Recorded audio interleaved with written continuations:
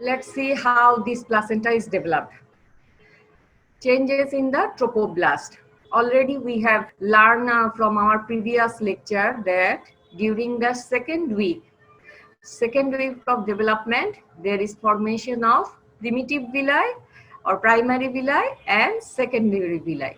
The trophoblast during the second week, the trophoblast shows primary villi that consist of syncytiotrophoblastic core, cell core covered by syncytial layer.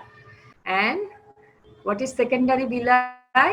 When mesoderm penetrate the core of the primary villi and grow towards the decidua is known as secondary villi.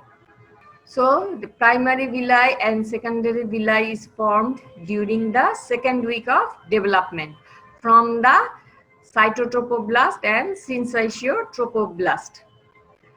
During the third week, the mesodermal cells within the secondary villi then differentiate into blood vessels, and they there form small blood vessels.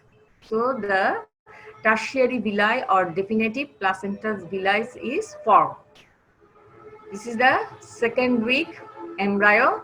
Here we see that this light color clearly demarcated single cell are the cytotrophoblast, and the dark green color multinucleated without distinct cell boundaries, green color cells are the syncytiotrophoblast.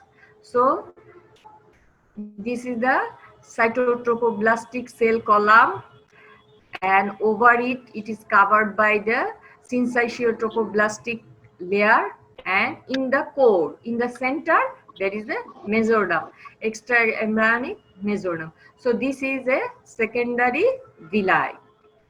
Now come to the tertiary villi. What is the structure? This is the mesoderm, and within the core of the mesoderm, when blood vessels is develops, then we call it tertiary villi. This is our primary villi. This is the cytotrophoblastic cell core surrounded by syncytial layer. This is the mesoderm within the central core of the secondary villus, and here we see the mesodermal cell differentiated into villus capillary. So this is our tertiary villi. Primary, secondary and tertiary villi. These both types develops during the second week, and this tertiary villi develops during the third week of development.